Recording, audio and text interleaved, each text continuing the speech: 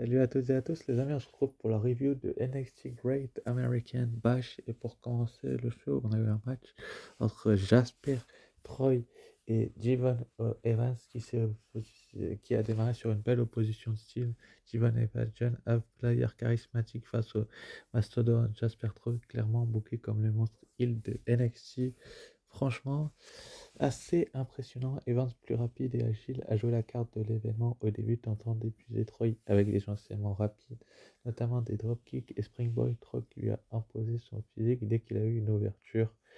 Chokeslam, shoulder tackle et surtout une série de suplex brutales qui ont coupé les langues du jeune babyface alors qu'on croyait Troy proche après un Black Hole Slam. Evans a esquivé l'extrême et enchaîné avec un roll-up complètement exécuté pour surprendre Troy et arracher la victoire. Franchement, c'était un bon match où les deux lutteurs ont tout donné et ont été quand même assez impressionnants que de la part de la NXT. En tout cas, on a bien vu que Jasper Troy et Devon Evans donnaient tout dans ce match-là et qu'il y avait vraiment de quoi faire du côté de la WWE et de quoi impressionner les gens. Donc j'ai apprécié ce match, même si je ne l'ai pas vu, bah, sur ce que j'en ai vu, j'ai surkiffé ce qu'ils ont fait du côté de NXT. Donc c'est quand même une bonne chose de se dire que Jasper Troy soit pas si invincible que cela. Enfin, on peut se l'imaginer.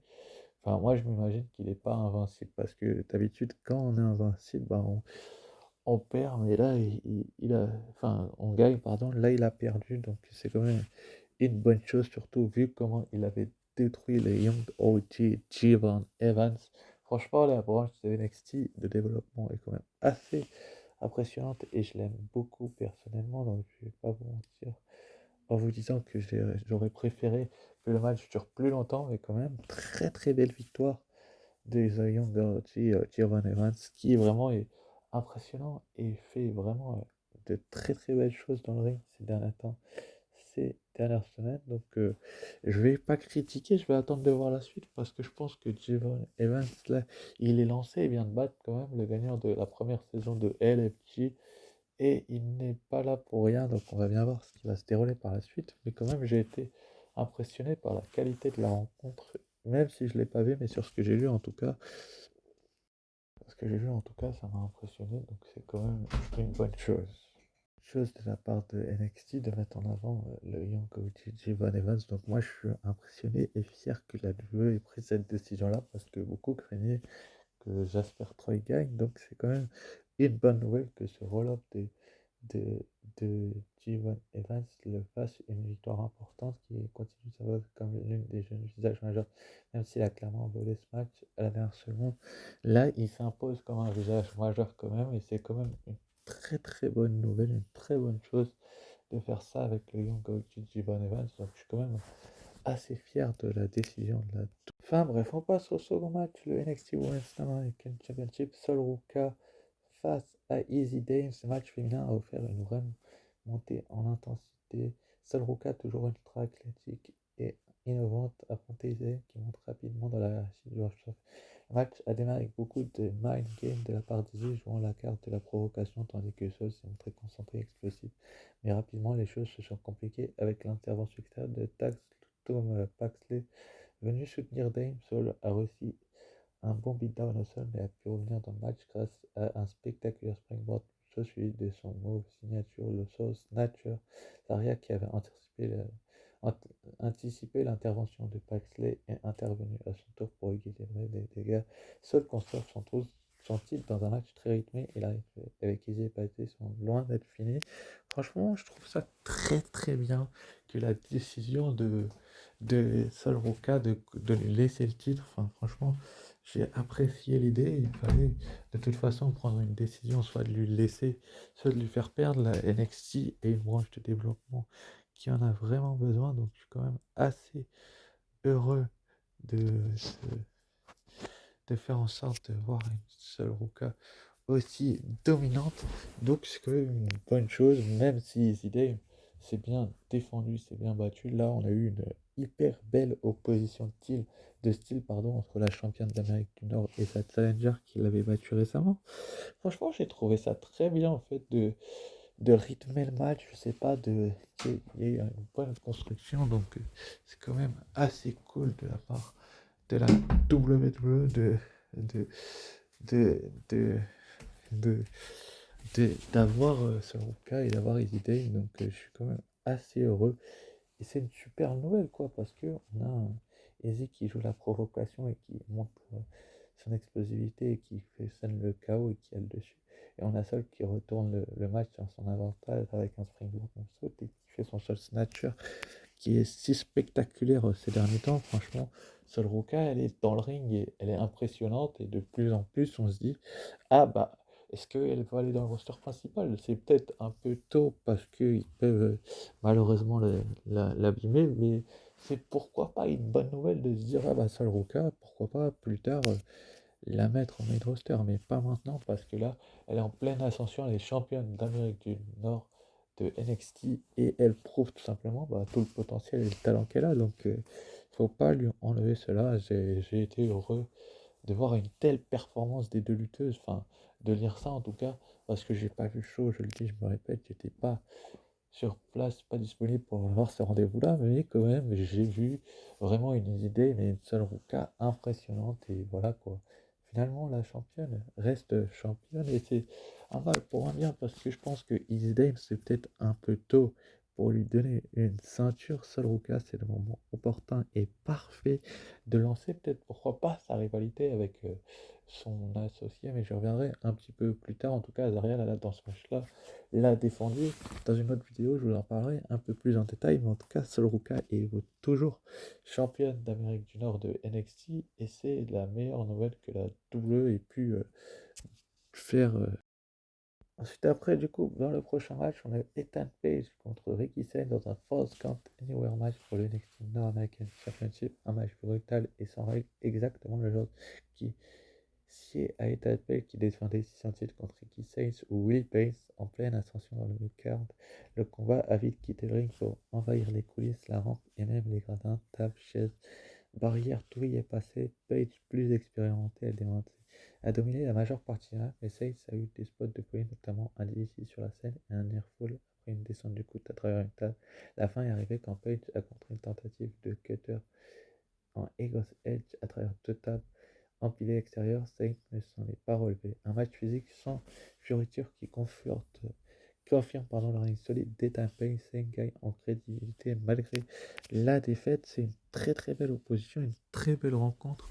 On a eu deux catcheurs qui ont vraiment tout donné et prouvé en fait ce qui valait dans le ring et dans la division de NXT parce que quand même des fois on se pose des questions sur NXT, on se dit ah bah tiens lui et qu'est-ce qu'il fera plus tard, bah, là Ethan Page, Ricky Sane, c'est pas la première fois où Willie Payne, c'est pas la première fois qu'ils s'affrontent, mais c'est quand même assez impressionnant de se dire que ils sont vraiment très très bons et très forts, que ce soit l'un ou l'autre. Moi, j'ai apprécié ce match. J'ai apprécié lire ce match, la qualité. Et je savais que ce serait un bon match, même si je ne ferais pas forcément le show là.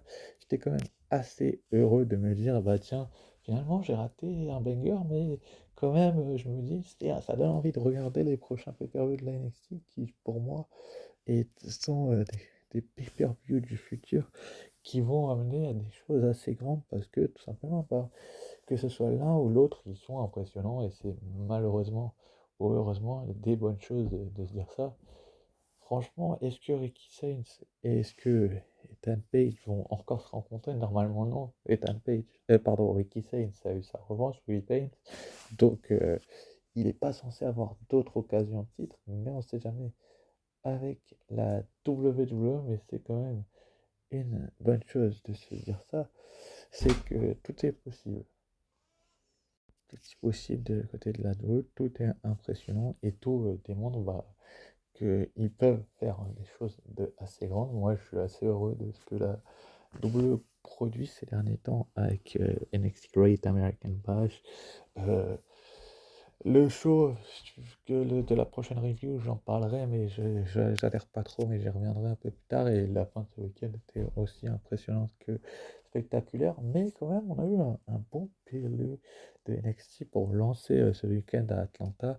Je pense que c'était peut-être la meilleure décision et le meilleur week-end qu'il fallait faire, même si, bon, Ethan Page, champion d'Amérique du Nord, est-ce que ça va durer? Ça, j'en ai aucune idée, mais en tout cas, c'est la bonne nouvelle du week-end, c'est que Ethan Page, All Ego, est toujours votre champion d'Amérique du Nord. Est-ce qu'il est enfin débarrassé de son rival? Ça, c'est une autre question, mais c'est quand même une bonne nouvelle de se dire, bah tiens, il a gagné, il y a eu un match brutal et il a gagné, et c'est quand même une bonne chose. Donc je suis quand même assez heureux de la décision qu'a prise la WWE. Ouais, c'est que Joe Henry, Trick Williams et Santana rêvent. Santana dit que le titre compte énormément pour lui alors que Williams le prend pour acquis. Ce titre pour le travail, c'est ce qu'avait dit Trick Williams avant de se ramollir. Ça, il le respecte, c'est ce qu'il a fait pour la petite, mais il se met en train et va devoir régler ça. Il va ramener le titre à ses racines. Max Santana. Joe Henry affirme qu'il veut ramener la Tina à des sommets comme ce qu'il faisait avant. Il n'aurait jamais dû perdre ce titre. À ça, il n'y aura personne pour sauver Trick Williams. Joe Henry signe le contrat et Trick va parler avec son arrogance habituelle. Trick Williams signe le contrat et veut partir, mais Henry le retient et avec Santana, ils vont le faire passer à travers la table des commentateurs. Et ensuite, on a le clan donc Dark State qui vont débarquer sur la ring et passer à table avec Henry ainsi que Mike Santana.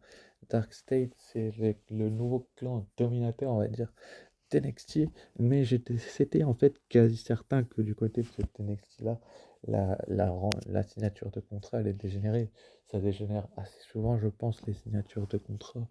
Et je suis pas le premier et le dernier à vous le dire dans les reviews, c'est que je pense que NXT est pour moi la meilleure division, certes, mais pour des signatures de contrat qui dégénèrent, c'était quasi certain que Dark State, donc composé des catcheurs habituels, donc je vais vous citer le composé de John Lennox, Killer James, Sakon Sugar et Osiris Griffin allaient intervenir et démolir, on va dire, attaquer euh, Mike Santana et je vous disais Mike Santana et Joe Henry et les démolir, c'est le groupe que Dark State, c'est logique, c'est une belle chose de faire intervenir Dark State dans cette signature de contrat et on a l'impression quand même qu'ils sont pas du tout ramollis.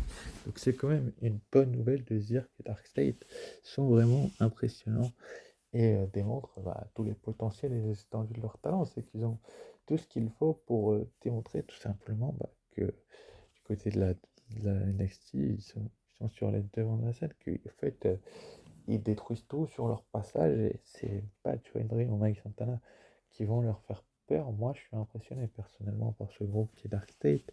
Je l'ai dit, je me suis répété dans plusieurs reviews d'NXT ou en citant leur nom.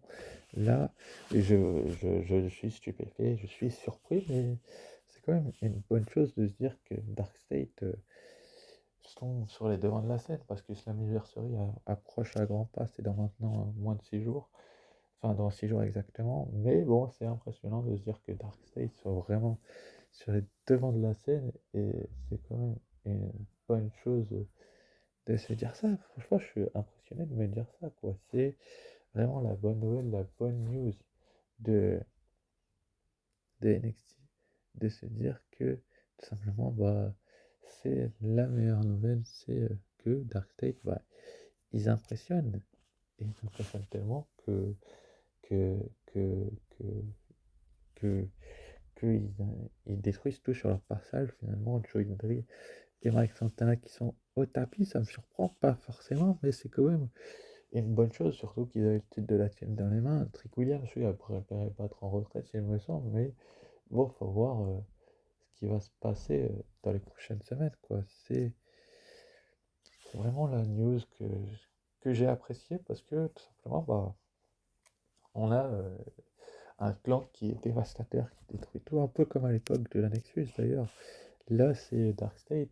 Peut-être que dans quelques mois, quelques années, ça sera autre chose, mais là, je suis super, super agréablement surpris par la tuile qui est Dark State parce que c'est une tuile en général qu'ils font. Et je suis quand même assez surpris des démolitions qui font NXT et que personne n'intervienne. C'est surtout ça qui m'étonne, c'est que Ava à chaque fois elle est débordée. À la suite, le match le plus stiff de la soirée, Oba Femi, le colosse champion, défendait contre Yoshiki Inamura, importé de Noah pour ce match spécial. Le début a été lent et brutal avec un échange de shoulder block et gros power move. Inamura a tenté Frog Splash et un Blue Thunder Bomb, mais Josh Brick est intervenu est venu distraire l'arbitre, empêchant un tombé pour son famille à leur profit de la confusion pour porter son Fall from Grace, un énorme power slam et a conservé son titre. Match très solide et on sent que la feu dans le Brick Family et les importants japonais pour continuer à NXT. Comment vous expliquer ça? C'est pas vraiment ce qui s'est passé, c'est qu'on a eu un tombé. L'arbitre est tombé au sol par accident. George Brooks en a profité pour frapper Obafemi avec la ceinture du champion. Yoshiki réussit à mettre Femi au sol. Inamura réalise ce qui vient de se passer. Il descend du coin et porte un spear au champion. Il monte à nouveau pour affronter du tombé, mais l'arbitre est toujours Obafemi se relève et lui fait un shotslam suivi du tombé. L'arbitre monte sur le ring et fait le compte. Mais Inamura se relève, les deux catcheurs s'échangent les coups, puis Inamura réussit à lui porter un style chokeslam enchaîne avec le tombé, mais Femi se relève. George Blick monte sur le tablier pour soutenir son combat. Femi fait tomber Brick, puis Inamura le surprend avec un relève. Femi se relève et lui porte sa powerbomb suivi du tombé pour la victoire. Franchement, très très belle défense de Bafemi. C'est logique en fait qu'il garde ce titre car c'est le roller, c'est celui qui domine NXT ces derniers temps, ces derniers mois et qui est super impressionnant. Franchement, je suis impressionné par les performances et la qualité de Bafemi. Franchement, j'ai été quand même hyper surpris par les performances de Bafemi. Il est quand même sur une pente ascendante au Bafemi, le rouleur de NXT, parce que tout simplement, il n'y a pas d'adversaire à sa taille, quoi. C'est quand même surprenant à dire, mais il a rarement eu aussi peu d'adversaires à son niveau, et c'est une nouvelle qui me surprend, c'est que je me dis, en fait, Inamura, il n'y arrive pas. Trick Williams, Joel Evans, s'ils mettent la 2, il n'y arrive pas. Qui va pouvoir stopper au Bafemi? Même Jasper Troy a perdu sa chance au titre et c'était peut-être même la meilleure solution qu'avait à faire la WWE, c'est de, de faire gagner Namura japonais, mais là il a perdu et il a perdu avec le powerbomb après avoir tenté un roll-up sur Bafemi.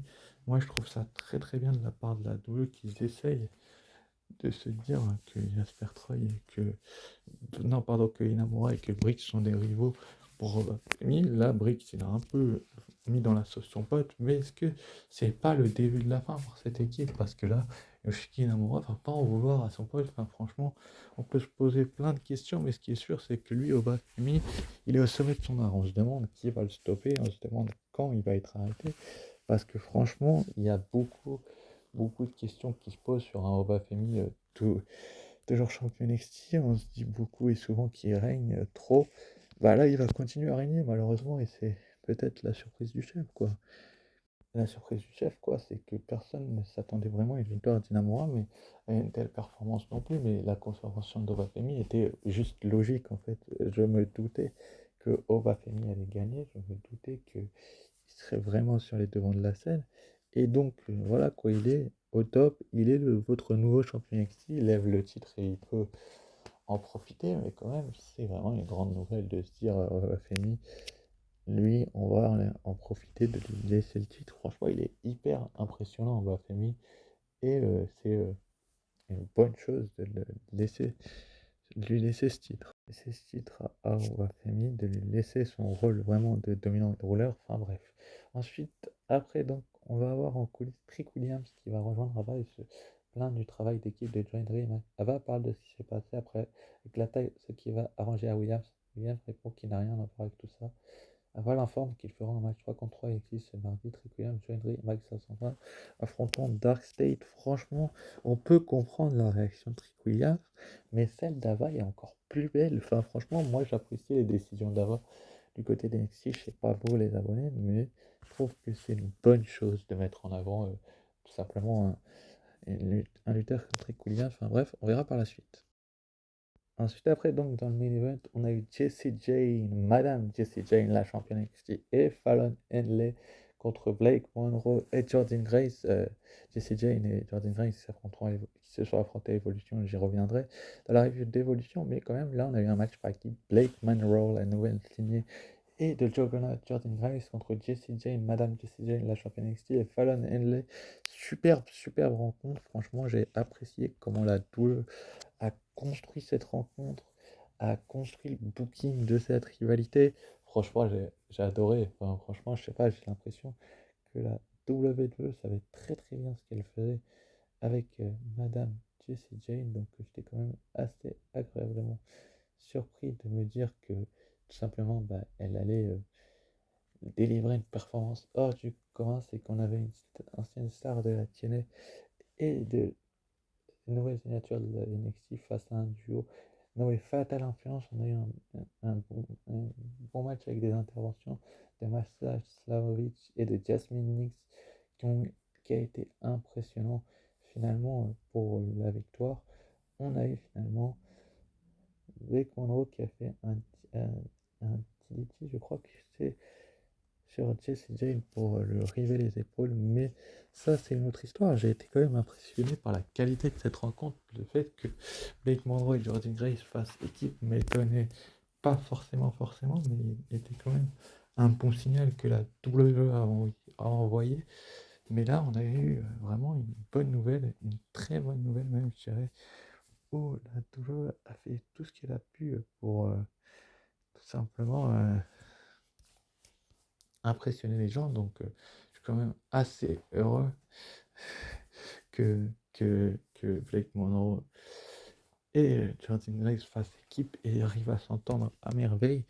Surtout Monroe finit Jessie Jane avec son DDT et arrive sur les épaules quand même de l'actuel champion NXT. Enfin, à ce moment-là, il était champion NXT. Je ne vous spoilerai pas Evolution pour ceux qui ne l'ont pas forcément suivi. Mais je vais y revenir dans la dernière review que je ferai juste après, Saturday Night Main Event, que j'enchaînerai juste après. Mais quand même, on a eu une très très belle alchimie.